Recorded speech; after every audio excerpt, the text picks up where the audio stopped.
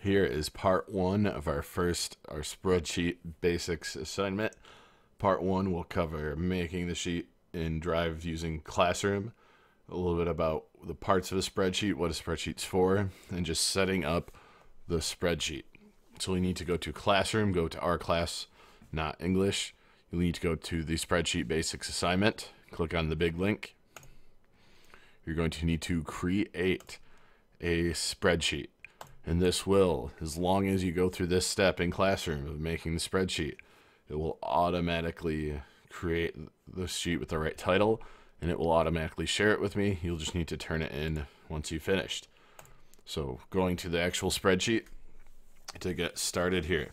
Spreadsheets are pretty fantastic and are very powerful once you kind of know even just a few simple things on how to use them. I didn't really know anything about them till teaching them last year, and now I use it very regularly to help for budgets at school, repair budgets for my monthly budgets at home, for student information sorting, just lots of different ways of they're useful for sorting, for doing math problems, for looking at information, for making graphs. There's just lots and lots of things. Any website, any system you use that uses data. I use PowerSchool. Somewhere in PowerSchool on the back end, PowerSchool is just spreadsheets full of information that the PowerSchool website organizes in a more visual manner. So spreadsheets are very powerful for sorting data. A few terms to know. When we're going left to right, these are called rows. So this would be row 6. This would be row 15. This would be row 3. Row 5, 6, so left to right, these are called rows. Up and down, vertically, these are columns. This would be column D. This would be column B. This would be column F, H, C, and so on and so forth. Now these individual rectangles, these are cells. These are referred to as cells.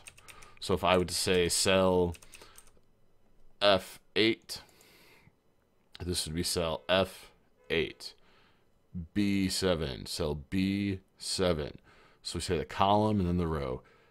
H looks like 12 here, or excuse me, 11. H11.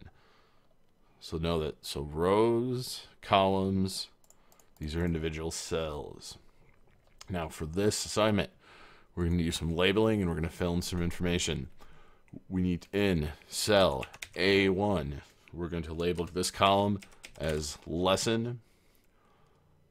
Cell B2, we're going to label as words per minute, or WPM for short.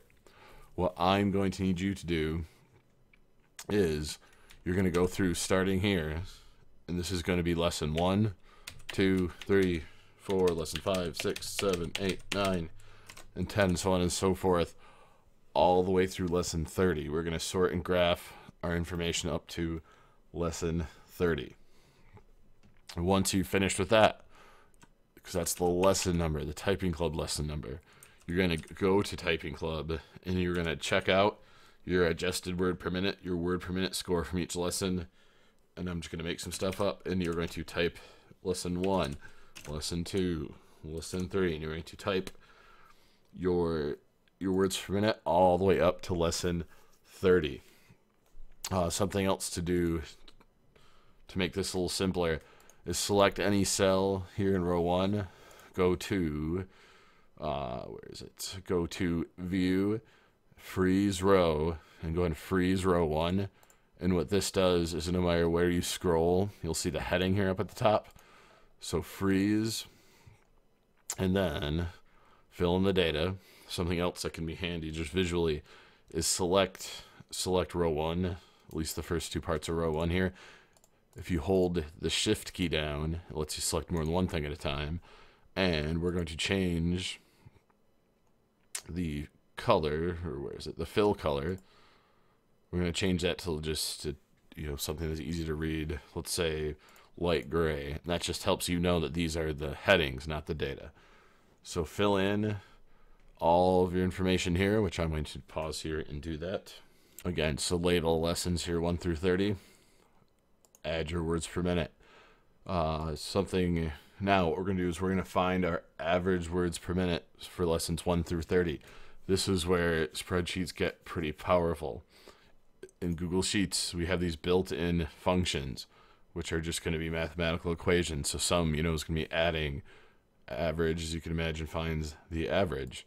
So we need to select column B from here down to the bottom. So select cell B2, hold down the shift key. Hold down the shift key and move. You can use the arrow key and move down so that we have all of our lesson scores selected. Go to the functions button and click average. And that will give you the average words per minute of your lesson 1 through 30 typing clubs just by doing that. Much easier than going through and adding it manually. It's also a pretty good idea to label the data so that you remember in the future, coming back to this, what it is. Now part 2 will cover creating a line chart out of this information.